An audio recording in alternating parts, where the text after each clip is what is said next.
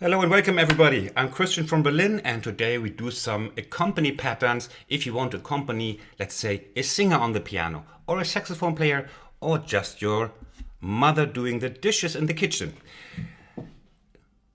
Let's go. We do the chord progression C, A minor, D minor, G7, the so-called 1, 6, 2, 5 progression. You know it from many songs like Highway to Hell from AC/DC and other ballads.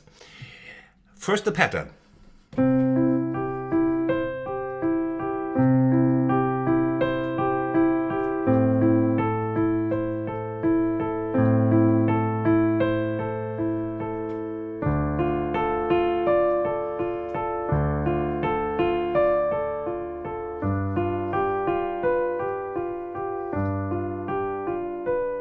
The pattern in slow.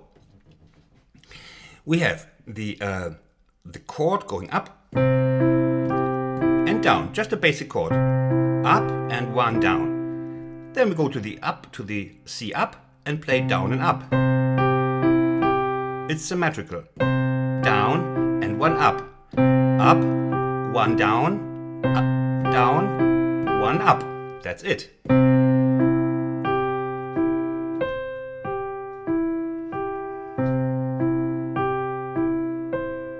And then, of course, you know already chord inversions. You know already from my tutorials that we don't jump to the basic position. That's bad accompaniment. Why? Because we then have a lot of movement in the accompaniment, like jumping, bap, bap, bap.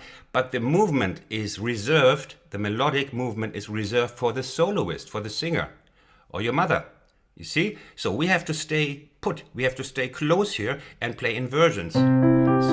And the closest inversion of A minor, let's say, is this one. Now, in many songs, the minor chord, the simple minor chords, can be played as minor seventh chords. Minor seventh chords. That means, let's say we start with a C. And now we have A minor.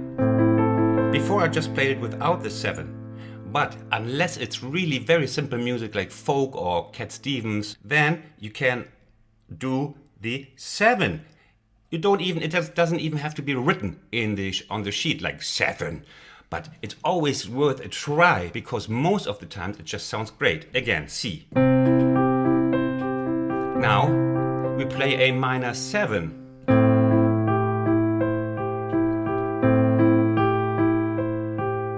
You see what I did?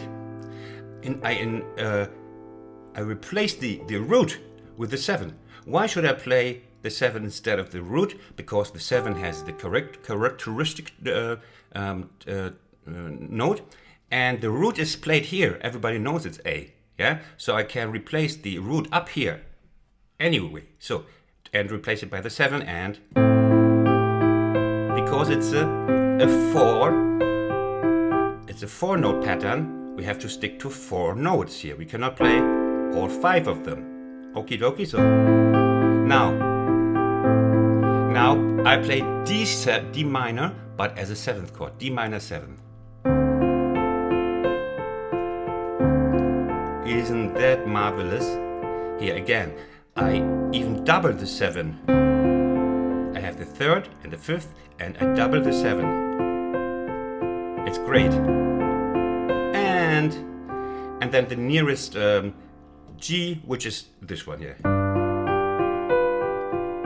Or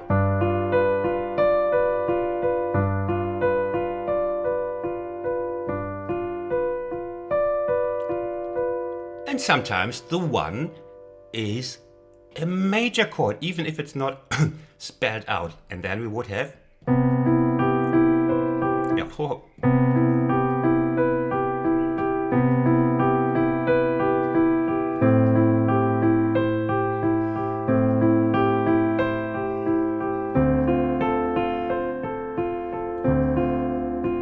and then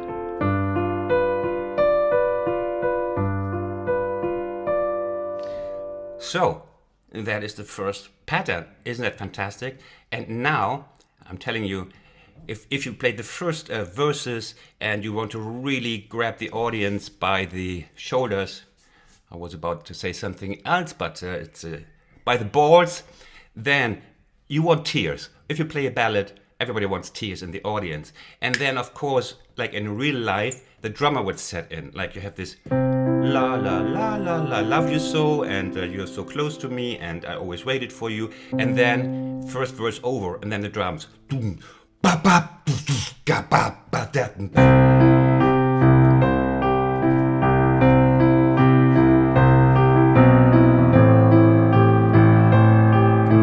You see, we bring in the bass and we bring a beat.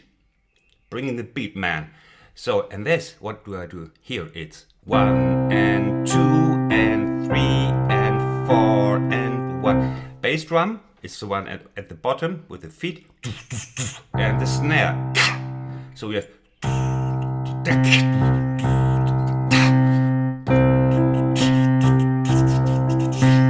And together.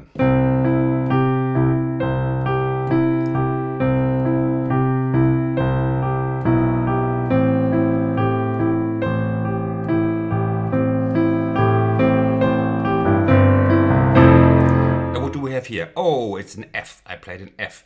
So just to show you that it works everywhere. Usually the F would be this one. And the fourth step in the progression, C, second, third, 4. If you're in C and the chord is F, it's always worth trying if it's in F major. Oh, it's really heart-melting, heart-warming. Let's say we go to A minor 7 now.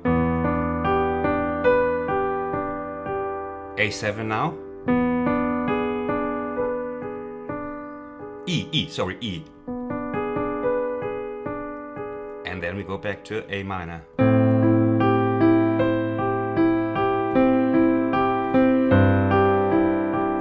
F major.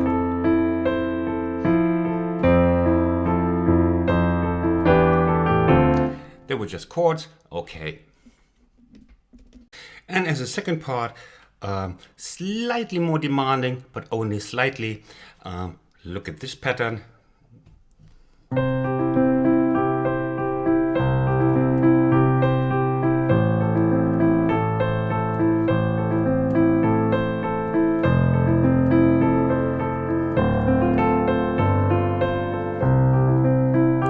What is this? Now you know the basic pattern. This is also a great pattern. It's really, don't underestimate the basic stuff like,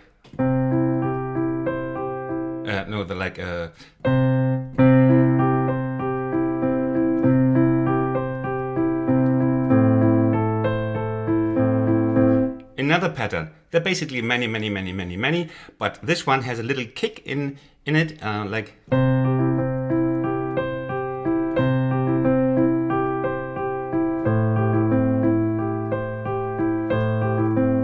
What is it? Like it's 1 and 2 and 3 and 4 and 1 and 2 and 3 and 4 and always the same.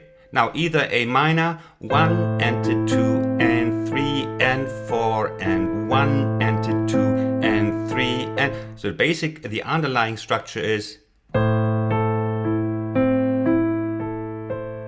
now, but we put 1 in between.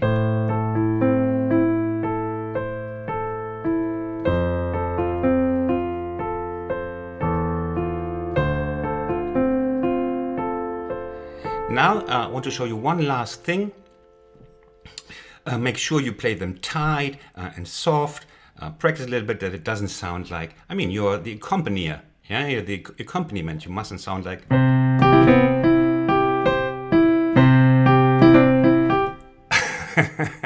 It's gotta sound regular and fluent, like.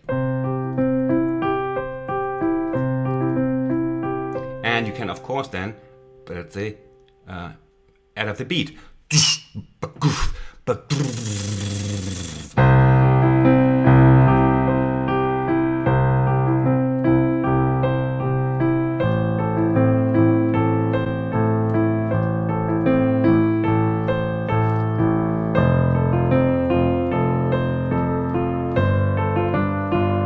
what did I did here? Very often the dominant is like, we played the G up till now, we played it.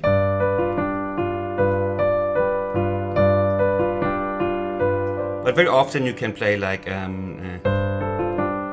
if the G has a little sus4 in it, and sometimes you can even play it if it's not written, like how should we do it? Yeah, why not like this?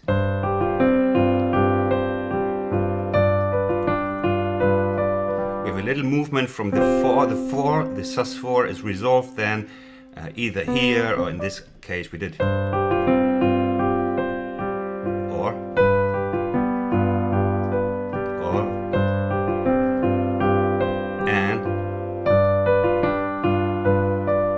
And now we try it with the C major.